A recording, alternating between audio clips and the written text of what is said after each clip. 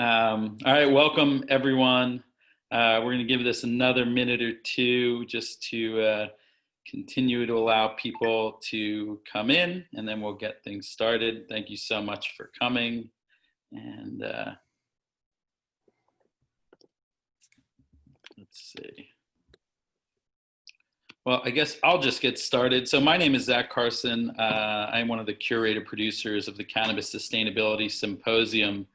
And really excited day 2 of the conference to have a really special panel ahead and a really amazing schedule this whole entire week. This is the 5th year of the Cannabis Sustainability Symposium, and due to the strangeness of our realities now, we are forced to meet virtually, which in a lot of ways has really expanded our ability to aggregate amazing talent and amazing minds in a relatively short period of time.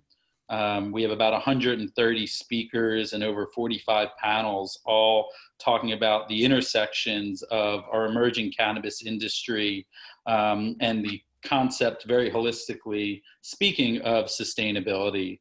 This conference is focused on the social impacts, the environmental, the medical, health and wellness, the business and the financial. So over the course of this week, we're really hitting on all of those. So again, first panel of day 2 of the symposium, and I'd like to introduce our panelists. We have Michael Wheeler, who will be moderating from the Flow Cannabis Company out in California.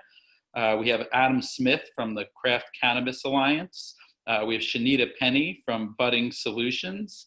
And we have Ian Sieb from the Governor's Special Advisor of Cannabis in the state of Colorado. The panelists today are going to be talking about policy challenges in sustainable cannabis enterprise. And we know each state and each country has totally different policy initiatives really affecting how the market can evolve and can grow. And so this panel is going to focus on the global impacts of sustainability from those pillars of community, environment, health, wellness, and business. So all-star lineup. Thank you all so much for joining and for you guys attending, and I'll turn it over to you, Michael. Thanks so much, Zach. Appreciate that. Looking forward to this conference for a while. You know, sustainability is definitely one of those topics that we all think about a lot, and certainly in this case, we're taking the global definition of sustainability because, you know, with any new industry that's up and coming, typically a lot is asked of that industry to be better and greater and more special than all the other industries that have come before that have already built their infrastructure. And it can be a challenge to make sustainability choices. We've got a great panel today to talk about that. I want to just let folks introduce themselves because we all do have pretty different backgrounds. And with those backgrounds, we're able to really address this topic pretty holistically. So let me first ask Adam if he could just give an introduction of himself, and then we'll go around to Shanita and Ian. Thank you, Michael, and thanks so much for having me on this amazing panel. My name is Adam Smith. As Zach mentioned, I'm the founder of the Craft Cannabis Alliance, but I am also the founder and the director of the Alliance for Sensible Markets, which is an organization that is leading the States Can't Wait campaign to achieve interstate commerce in cannabis between consenting states, as I like to say, by 2021. I come out of the drug policy reform movement rather than the industry, but what we are working on is should be beneficial for both the industry and the movement and patients and consumers all over the country. Thanks, Adam. Shanita. Good afternoon, Welcome. Good morning, everyone. Shanita Penny. I am the founder and principal of Budding Solutions. I am also the co-founder of Dock House and Shady Pines, both licensed cannabis businesses in the state of Pennsylvania and in California. I am here today as an advocate, as a consumer, as a business owner, but more importantly, just a person living on this planet. And so I'm excited about the conversation and excited to see a few of my favorite colleagues. Wonderful. We're so happy to have you with us. Ian. Good morning, everybody. Thank you so much for having me. My name is Ian Sieb. I am Governor Jared Polis's special advisor on cannabis here in the great state of Colorado. I have a great deal of cannabis experience, formerly being the owner and operator of Denver Relief and Denver Relief Consulting. We are one of the nation's first licensed medical and adult use cannabis dispensaries in Colorado, and then started a national consulting company that helped build really some of the largest brands in the country. I've been in this role for a little bit over a year, and I'm really excited to talk to you about some of the proactive things that we're doing here in Colorado to address sustainability to support all of our cannabis businesses, both in marijuana and hemp. So thank you very much for having me, and looking forward to this discussion. Excellent. Thanks to all three of you again. My name is Michael Wheeler. I'm your moderator here today, and I'm the Vice President of Policy Initiatives at the Flow Cannabis Company. But for this conversation, what I want to do is I want to just rewind a little bit and set the frame. So actually 2 careers ago, before I was in cannabis, I was employed by the state of California, by the Public Utilities Commission. The Public Utilities Commission in California is the regulator of the investor-owned utilities, PG&E, those folks.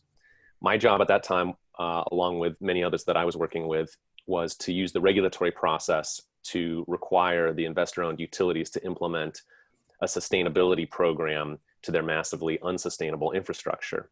And at great effort and cost to ratepayers, we implemented and then oversaw and then finally evaluated those programs to improve things like the energy efficiency or the consumer response to reducing power use or electric vehicle charging programs, on and on and on. And this approach that we took is often referred to as the command and control regulatory approach. Cannabis, as everyone knows, is also highly regulated. And so far, the majority of regulations, well, we know that these regulations sit at the state level primarily. And the majority of regulations that we've seen to date really dictate our processes to achieve public health and public safety outcomes and a smooth functioning of the industry. But hypothetically, if a cannabis regulator within a state were to tell all of us that we needed to switch our packaging, for example, to be biodegradable, we would all have a cost that we would bear as individual companies.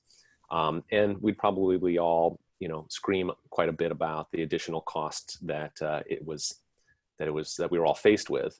But at a minimum, all the businesses in the space would be on the same playing field, in the same boat. We would all be forced to take the same actions. And so, as you can imagine this in cannabis, it demonstrates that it's actually quite useful to have that command and control approach. But right now we don't have that in very many places in cannabis.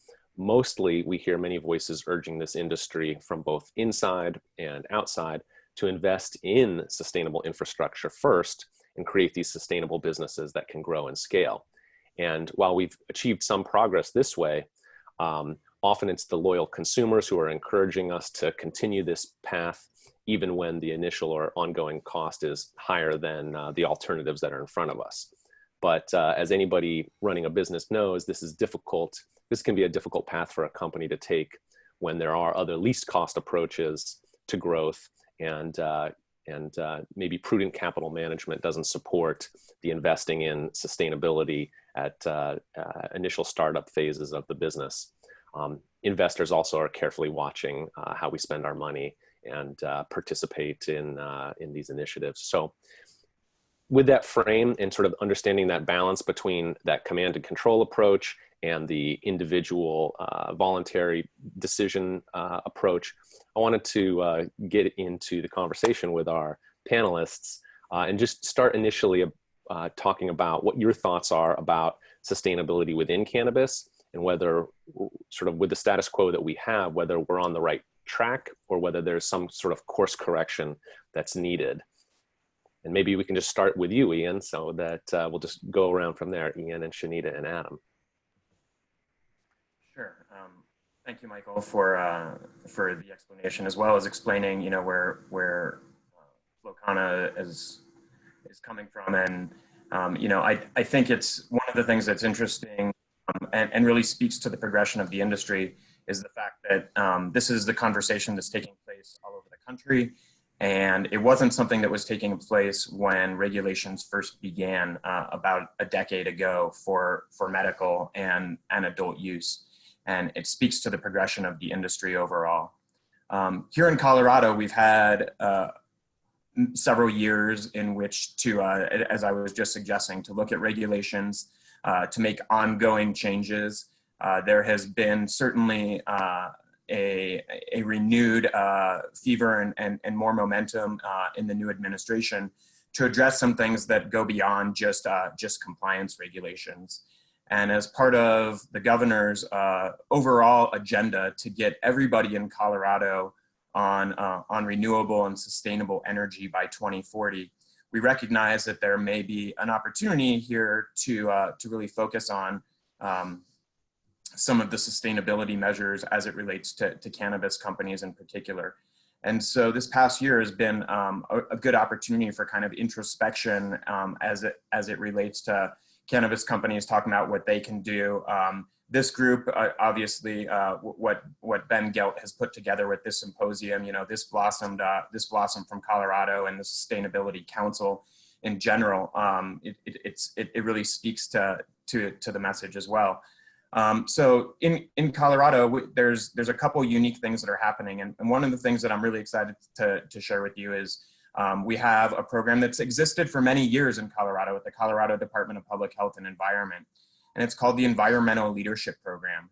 And traditionally, this program has existed to help businesses that want to proactively undertake sustainability measures and environmental business practices.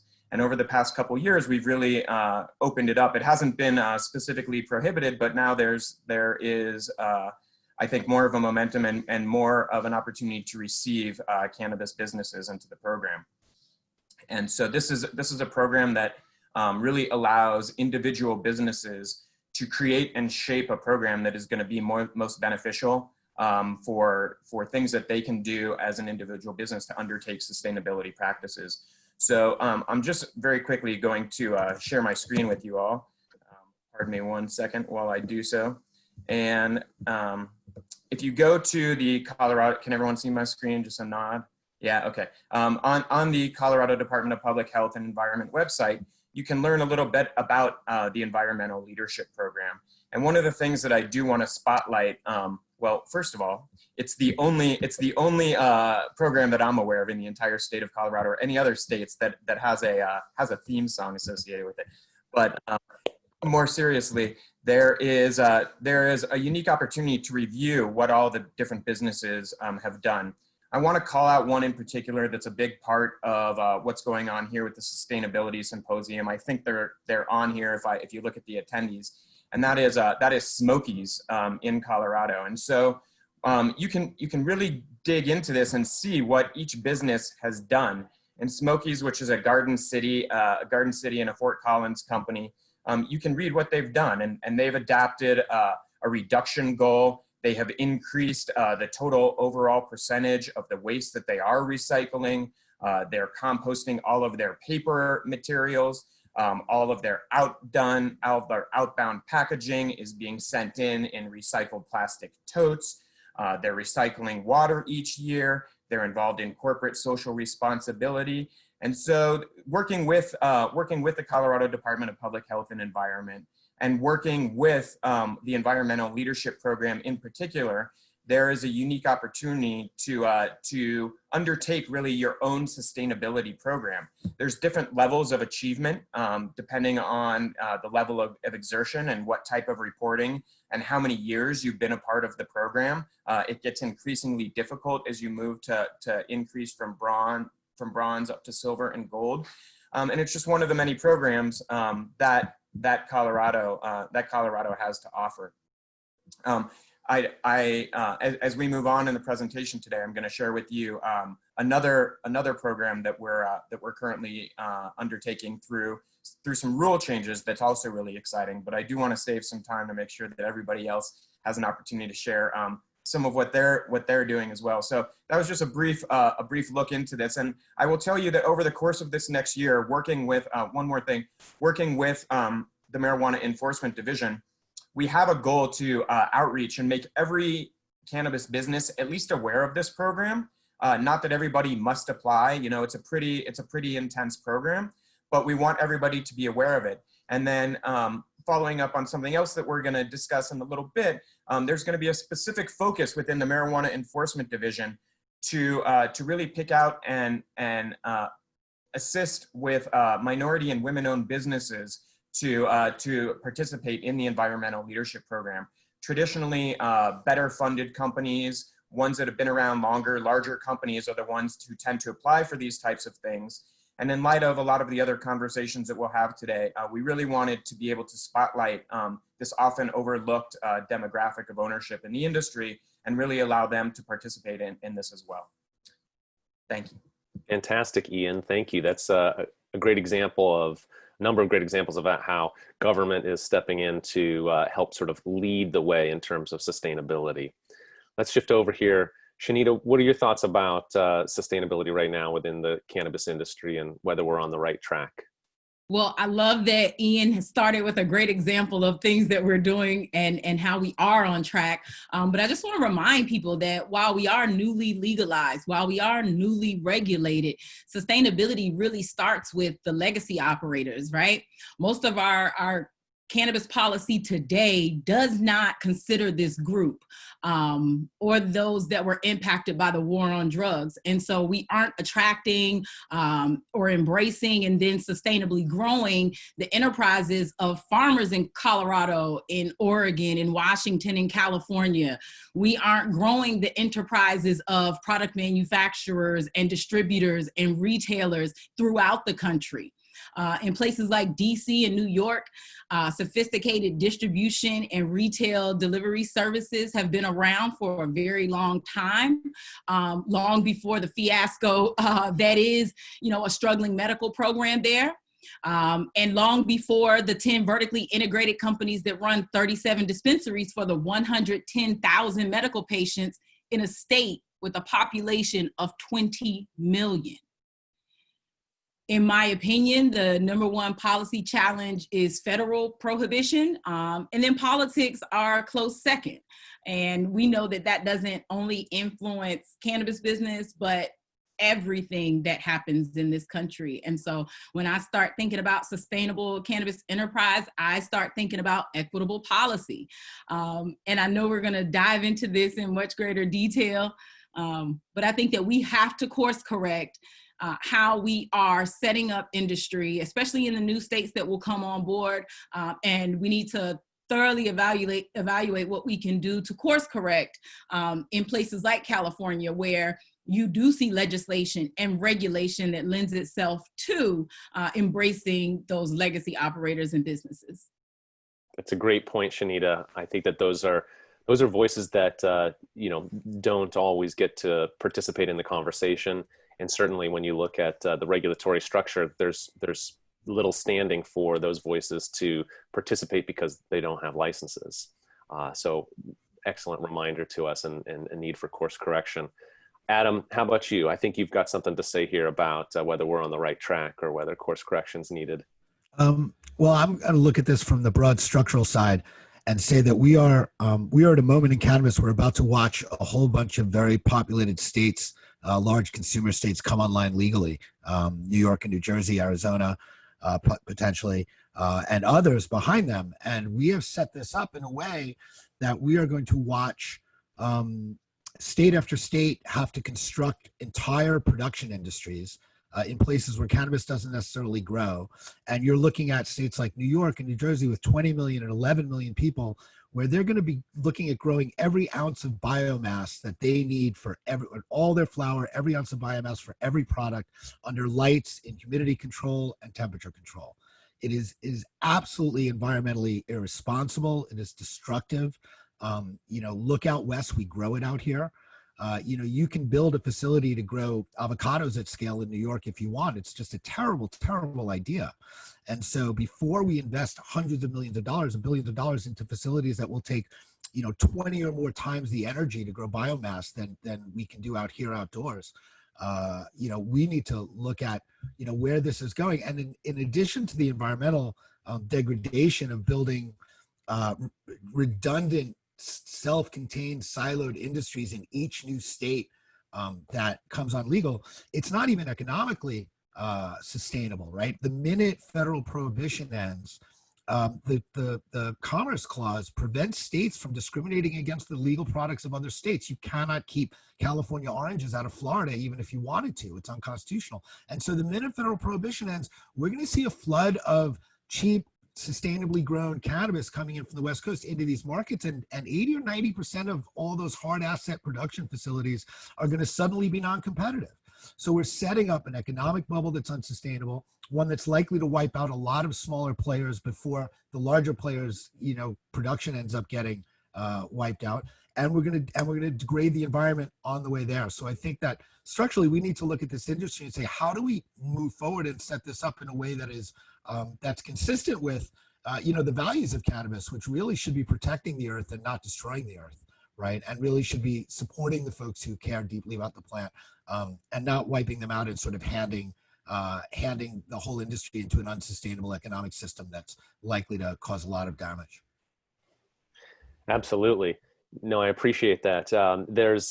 It seems like we're already getting into sort of the nuts and bolts of where does command and control help us, like in Colorado, as Ian was talking about, versus at the federal level where, the lack of any sort of regulation except for a prohibition is really damaged and damaged the industry and forced, lots of unsustainable actions to take place simply to continue business. Are there other areas where command and control is popping up in either a positive or a negative way that any of you would like to mention before we talk a little bit more about the voluntary action side of things? I was just going to say, we don't necessarily have to wait for the end of federal prohibitions to fully understand what's happening and how the lack of kind of environmental stewardship and smart startups. We're already seeing with the pandemic now, a number of folks who invested millions to get these operations running, especially up on the East Coast, and now they're being sold for pennies on the dollar. Business owners are already starting to understand that they can't compete right now with the unregulated market for a number of reasons. As we continue to not make a huge dent in those unregulated businesses. We're not collecting taxes, and we have no control over things like sustainability efforts, recycling, water management, waste management, and we also have no control over what consumers and patients are getting. And so I think it's high time for us to take control, but in a way that is mutually beneficial for municipalities, businesses, consumers, and folks in the community that are not consuming this product but are just here. Absolutely. Thank you for that, Shanita. Adam or Ian, any other contributions around this discussion around command and control first? If it's okay, I'll jump in for a second. So I think that it's very important that we continue moving regulators away from a fear-based regulatory mindset, right? Which leads us to things like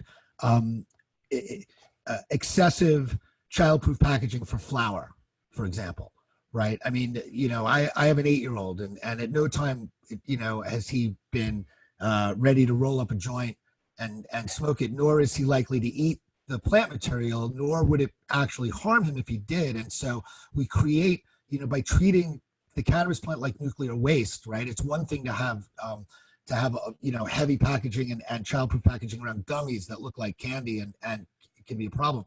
But we treat this plant like it's plutonium, and that leads us to all kinds of decisions on packaging that I think, in the broader scheme of things are super destructive. I mean, every time I open a tube for, a pre-roll, it just breaks my heart, right? And so getting regulators to view this in the context of reality and what the cannabis plant is and what the dangers actually are, rather than feel like, we have to protect everyone from this at all times and wrap it in, 6 layers of plastic and stainless steel. Well, save those tubes, Adam. You can always put a little note to your favorite regulator inside that tube and mail it to them and remind them. That's awesome. Is anybody doing that? We should do that. That's fantastic. That would be great. you know,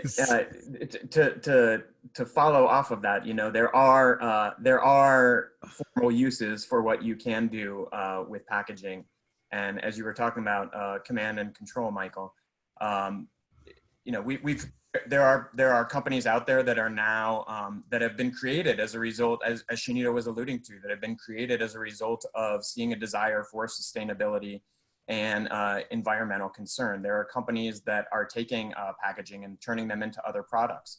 Previously, one, at least in Colorado, one was not able to do anything with those pop tops and with that plastic material that was recyclable, because there's trace amounts of cannabis in them. But some of the things that we're doing in Colorado is recognizing that to throw the entire thing away and say that you just have to do away with it because there are trace amounts of cannabis. We should be a little bit more progressive and understand, you know, what are the risks associated with having that trace amount of cannabis in it versus the positives that are associated with perhaps reheating, sterilizing, reusing, or turning it into other use because of the fear of its inability to maintain its child resistance. And so there are some things. Michael, is it okay if I show another quick graphic here? Certainly. And show some of what Colorado is doing. I suggested that that there were some other things that we're doing. So I'm going to show another screen real quick. And when we talk about command and control, this is something that we're in the process of promulgating our final rules for this year's rulemaking session. And there's a number of things that we did this past year, specifically working in tandem with the industry. When we go about engaging in rulemaking, it's a very arduous, engaging, collaborative process. And the members of the industry sit at the table along with regulators, along with members of the community, along with municipal league, along with Colorado Department of Public Health and Environment and law enforcement. And we have these robust conversations. And this past year, we spoke about what can we do as an industry and what can we do as a state through rule and regulation to encourage businesses to be more sustainable without, as Michael and Adam and Shanita were alluding to, forcing people to undergo some of these arduous things at a great deal of cost and a great deal of expense. And so, you know, in our and proposed rules, we still require that marijuana must be rendered unusable. But in this past year, it always had to be mixed 50-50 with non-consumable waste. And this year, we're expanding that. We're allowing on-site composting. We're allowing anaerobic digestion. We're allowing it to be used for biochar. We're allowing biomass gasification, things that a couple years ago, people didn't even know, at least in the cannabis industry, existed. We used to only allow composting of the stalks and stems and fan leaves. Now we can give it to third parties, and there's third-party companies that can take that, turn it into other products, perhaps bedding materials. You know, there's a wide variety of second use for things that are previously going into dumps. And then furthermore, as we talk about recycling down below, when you look at the collection of marijuana waste, previously we were only allowing retail facilities to participate in these programs. Well, that doesn't make a whole lot of sense. There's certainly a whole lot of room at cultivation facilities and processing facilities that are engaging in a much larger products, but bringing things in, all of the waste that comes out of these facilities that's not going to be turned into a final product and or being sold. And the fact that these businesses now have the opportunity to engage in being more sustainable versus just their sister counterparts in retail stores speaks to kind of the progression of thought that I was alluding to earlier. The fact that there are more license types that should be able to participate and can contribute to furthering sustainability. So these are some more things that we're in the process of developing. These rules are ideally going to be promulgated here in the next couple of weeks. But this is what we've been working on all summer in conjunction with the Enforcement Division, with the Department of Agriculture, with the Department of Public Health and Environment, as well as the industry. This is great. Clearly, Ian, with Colorado's head start on everybody else on this industry, you all are able to spend time on some of these issues. that you know, at least where I'm at in California, we haven't quite gotten there yet. We've talked a little bit about sustainability in the cannabis industry, but haven't gotten too far. It really has been the type of thing that individual companies need to demonstrate their own leadership on. So I'd actually love to. It's taken a long time to get there, Michael, and it's really worked hand in hand with the industry to push that. And the fact that the industry is now pushing it and coming to the regulators saying, hey, we want to do this, that speaks bounds about the industry and where it's gone versus, having a hands-off approach. But the ability to, one, approach regulators, and two, be able to approach them with proactive, positive measures that don't only benefit them as a business, but benefit the state, really the country and the entire industry, is a pretty profound thought if you think about it. Maybe the storyline then is that as that these voluntary actions and the interests and desires of businesses and consumers finally bubble up and reach the regulator, and the regulator is able to focus on that and put together rules that are common sense and provide a little more latitude to the cannabis licensees within that state. That may indicate that Colorado is a postcard from the future for all of us who are in other states that haven't quite gotten that far yet, but maybe are seeing voluntary actions around us start to take shape.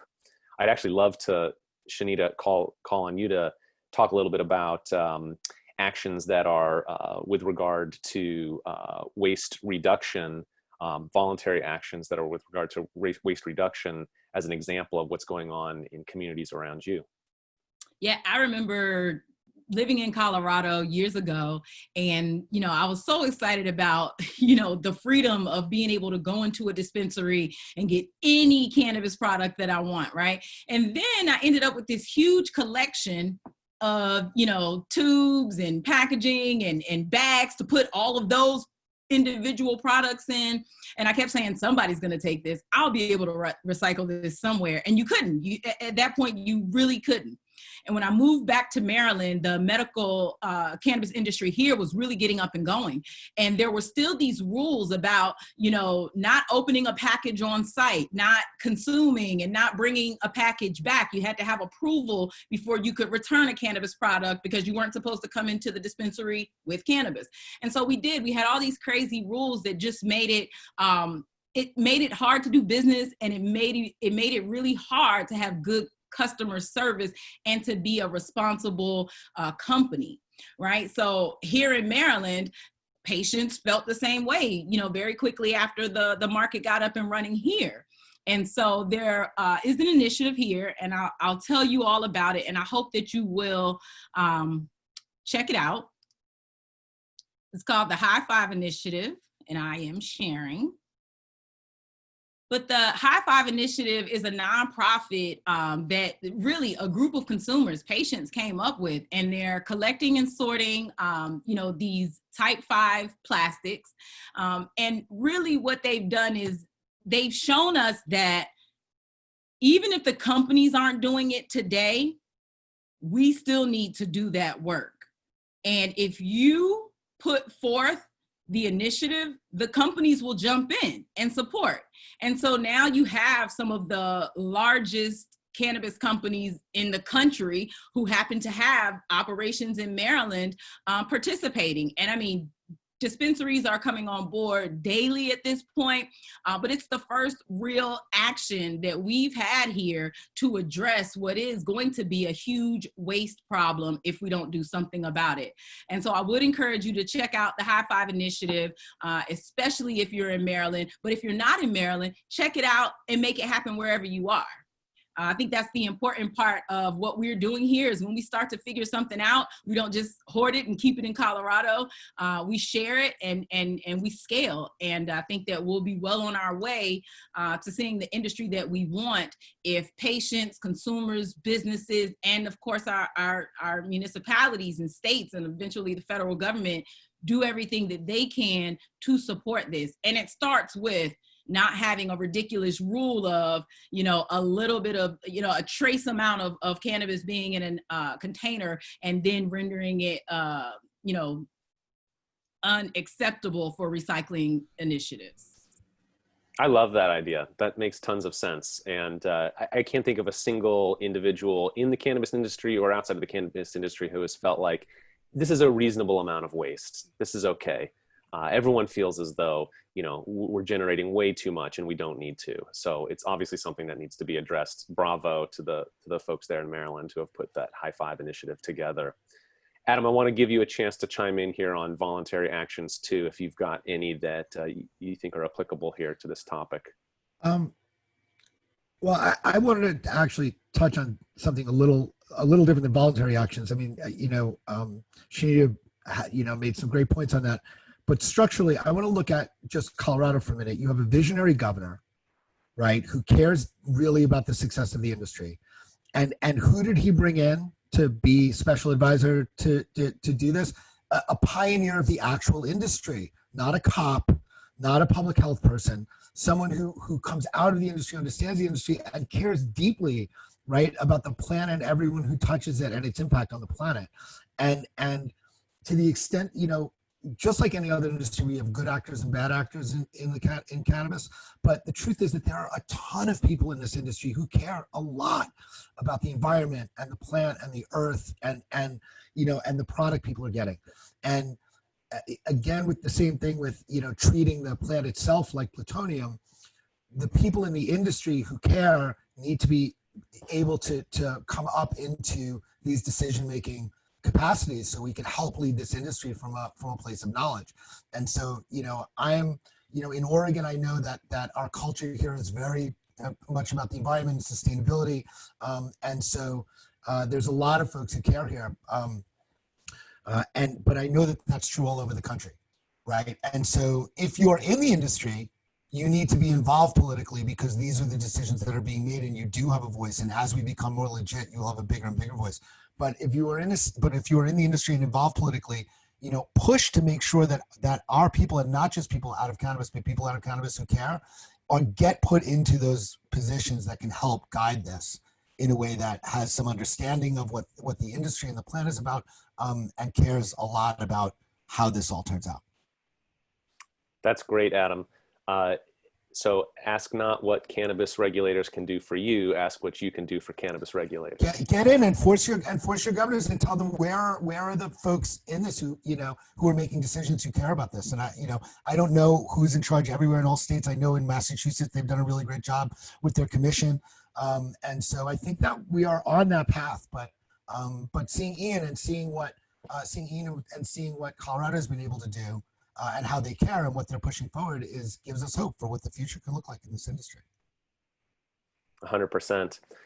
It makes me realize that that's another key part of this topic around how to influence the decisions of whether it's individual companies or regulators themselves on sustainability topics. And again, I want to make sure that we're thinking about this from environmental sustainability on to social sustainability as well. And maybe just to the entire panel here, if you're trying to influence a company to make the right decision, whether it's the conversation in the boardroom or having consumers demonstrate that they're interested in sustainable outcomes in general, or you're trying to influence regulators to take notice of certain issues. Do you have any best practices that you might share with the folks who are watching this today at home?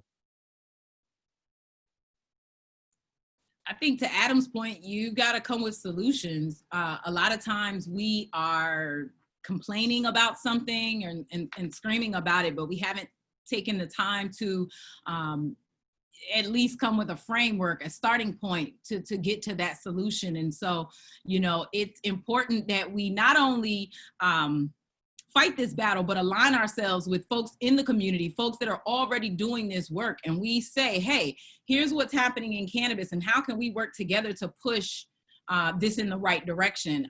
I think what Colorado has done is really start to embrace cannabis and treat it like they treat every other industry. And if we approach it and stop kind of operating in this silo and screaming about how bad it is for us as cannabis businesses, consumers, patients, and start to think about us as the we and the whole, I think we'll get a lot further.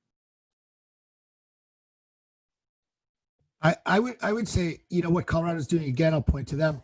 It's not just yelling at the folks who are doing it badly, it's lifting up the businesses that are doing it well, right? And making that into a value proposition. And so if we can point out the businesses in your state or in your market that are leaders in doing this right and getting folks to understand how valuable that is, we can incentivize companies to be on that list, right? And that goes hand in hand with pointing out the companies that are doing things wrong. But it's often a lot easier to encourage good behavior than to shame an individual company, unless you really put together a coordinated campaign to do that. And that's a lot of work again and again and again. I agree with you. Michael's back. Hi, Michael. You both bring up something that's important, and to even take it one step further before coming with a solution or as well as identifying those companies, I think it's just coming at it, and it's being proactive, and it's the ability and the desire to engage with regulators and recognizing that it's not, pardon me, I feel like I can say this, an us against them type of conversation. It really is. What the beauty about this, at least the way that I see it for this environmental leadership program, as well as these rules, a lot of these were brought forth by the industry. We have a science and policy work group that meets together and engages with the industry, but that came about from developing a level of trust and engaging with the regulators and recognizing that there's a desire to work collaboratively. That can take a number of years, in my opinion, for a regulatory framework to get set up and to be able to have that established trust to a point where you can have those proactive conversations. So, it's coming at it in general. But then, as I was saying, the beauty of this is so long as the companies engage in this, it's not being forced upon them, and they have an opportunity to opine, at least in the beginning, at least for our first few years. Then, if something is working and it becomes something that becomes a status quo, then there's more of a consensus and more of a momentum to put the industry behind you to put something into regulation. But the ability to do this proactive, the ability to see the change, the positive feeling that the operators and the businesses get from being involved in something, and then Adam, as you were talking about, creating an opportunity for them to have some type of credibility or some type of accreditation. That's what the environmental leadership program is about. It's not currently offering tax incentives and/or grants. We have another organization, the Office of Economic Development and International Trade, that really helps with grants and incentives. And maybe one day when we're not in a global pandemic and we're not suffering a multi-billion-dollar deficit, there'll be an opportunity to create some sustainable programs and/or some opportunities to really incentivize the businesses to engage in this, especially if it's something that becomes required. But until that day, the opportunity for businesses to recognize that they're making a positive effect in the life of the people around them, their consumers, what they're doing, and it benefits everybody. There really is no loss, and there really is only winners in this. And that's, I think, an important thing to point out, and a way to get other companies and businesses excited about it. Fantastic. Apologies for dipping out there. Two other kids here in the house using Zoom. So, we've all got those challenges.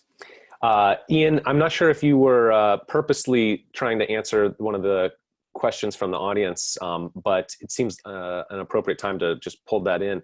We've got a question from a gentleman named Raju Bhatt asking, please tell me, are there any policy initiatives in Colorado to encourage non-plastic use through tax policy, tax incentives, et cetera, for the cannabis industry?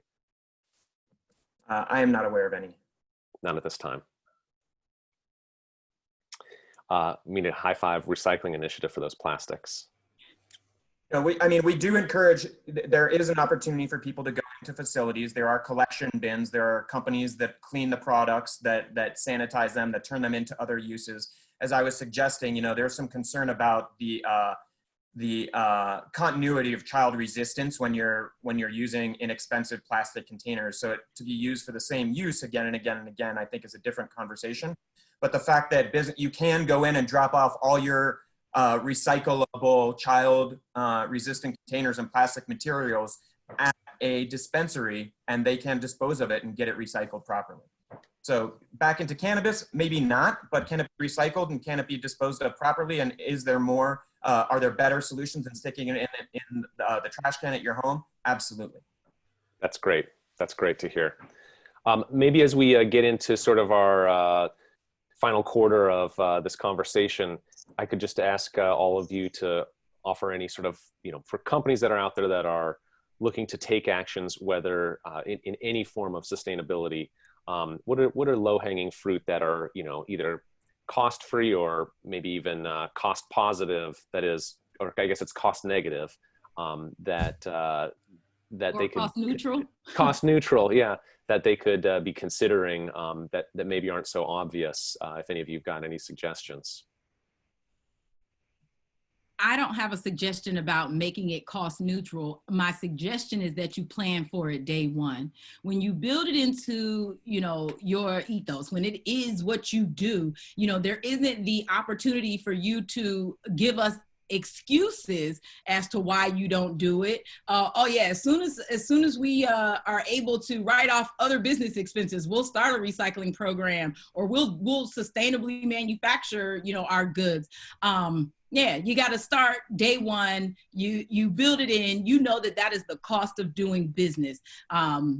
And I think, to Ian's point earlier, we are going to need some grants. We are going to need some incentives, because for smaller operators, right now, I don't care what industry you're talking about, it is typically, what we typically see is that there's a premium on sustainably produced goods.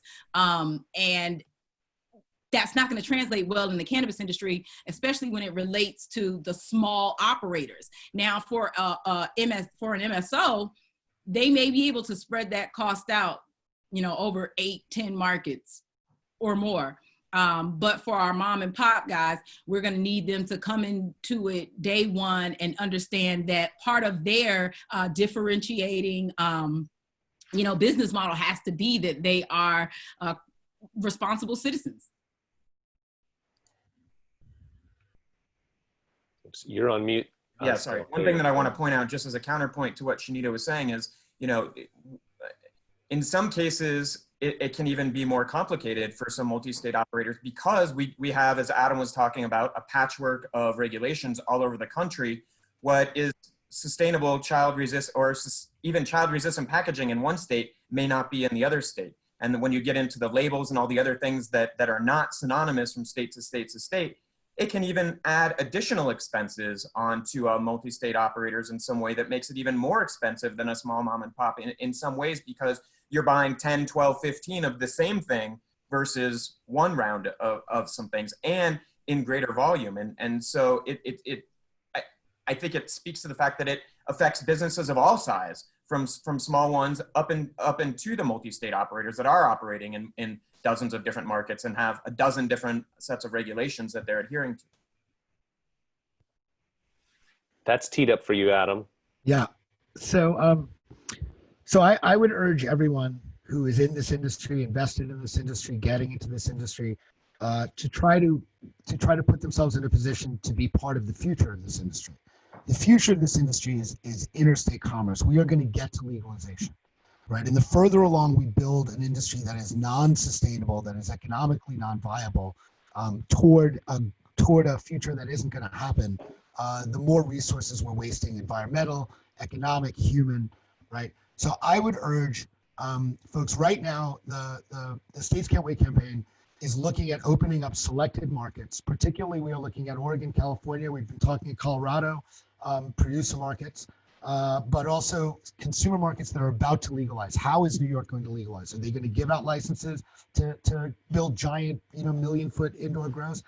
And let me make something really clear. There's an important place for indoor production in this industry, right? And to the extent that it exists at any scale, it should happen in places where the energy mix is more sustainable, where energy costs are lower, right? Where real estate costs are lower, all of the things that you would do in a normal market environment, right? Markets exist to move products from where they're best produced or most efficiently produced to where there's greatest demand. That's why markets exist. We are stuck right now in this industry with 1 foot in federal prohibition and 1 foot in state regulation. And we've tried to bridge that chasm, right, by creating these siloed systems that everyone's going to stay to themselves. But it turns out right? That while the laws of prohibition were easy to get around, the laws of supply and demand are pretty ironclad, right? And so you have consumer markets that are taking years and years and years to get up and running with supply chains. Those supply chains are environmentally indefensible.